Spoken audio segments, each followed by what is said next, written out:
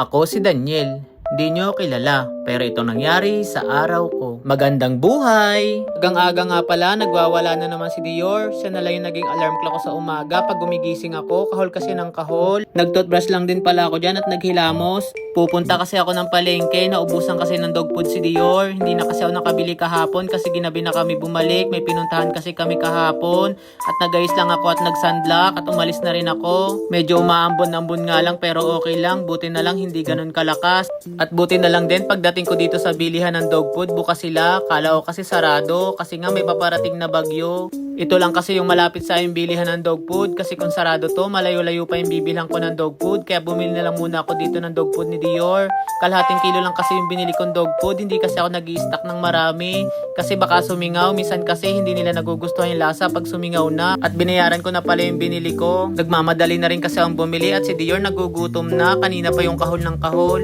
At dumaan na rin pala ako dito sa palengke. Bumili na rin ako ng maiulam namin. Alating pitso lang pala yung binili ko at ipiprito ko na lang ito. Dali ang luto na lang pala kasi may pupuntahan kami mamaya. At dumaan na lang din pala ako dito sa bilihan ng gulay. Bibili na lang din ako ng upo para sa ulam ko.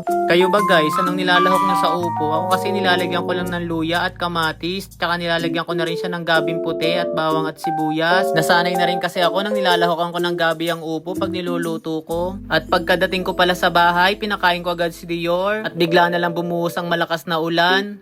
At may parcel nga pala akong dumating, binuksan ko na rin. Matagal ko na rin kasi itong in-order para sa toothbrush namin. Mahirap na kasi pag walang cover ang toothbrush, lalo na pag maraming ipis. Ito na rin pala yung in-order ko na pampabango sa bahay. At pinaliguan ko na rin pala si Dior ng mabilisan. Naalis kasi kami at may pupuntahan.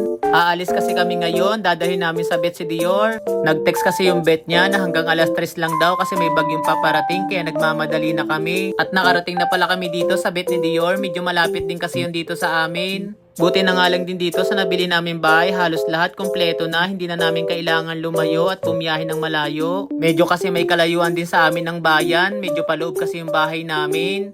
At nandito na pala kami sa vet.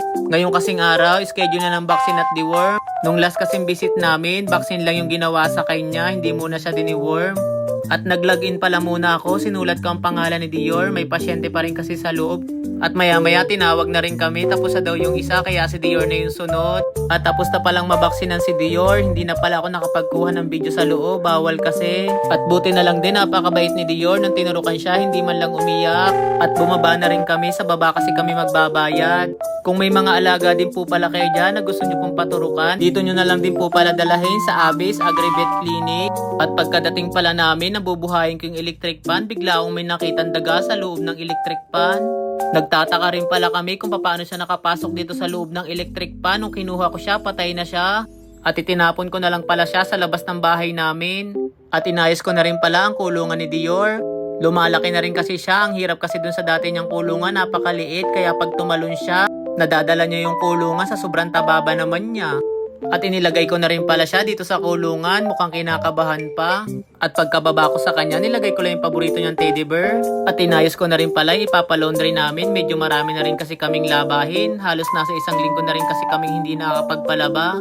At isinakay ko na lang pala yung mga labahin namin sa aking motor. Medyo may kalapitan lang din naman kasi yung papalaundryhan ko dito lang sa may labas ng subdivision namin. At dumating na pala ako dito sa pagpapalaundryhan ko. Ibinaba ko na lang din muna itong isang dala ko. Medyo may kabigatan din kasi at saka binalikan ko na lang yung isa. At sabi pala ni ate, hindi ko daw agad-agad makukuha kasi marami silang nilalabhan. Sabi ko, okay lang naman. At kung nagpapalaundry din pala kayo guys, dito lang yan sa labas ng Casa La Huerta. At pagkadating ko dito sa bahay, sinilip ko si Dior. Sobrang tuwan-tuwa sa kulungan niya at napakalaki. Panay pa nga siya ng lundag. Nilagyan ko na rin pala ng bumbilya yung ilaw dito. Wala kasing nakalagay dito. Kaya okay naman pala yung green, maganda. Bawat kasi sulok ng bahay namin pwedeng lagyan ng ilaw. Kaya nilagyan ko na rin tong isa ng green. Dalawa lang pala yung nalagay kong green na ilaw. Naubos na kasi. Ang nilagay ko na lang doon sa dalawa, kulay blue. Okay lang ba guys yung ganitong ilaw na may halong blue at green? Nare-relax ba kayo? So yan guys, hanggang dito na lang. Thank you sa panonood. Bye-bye!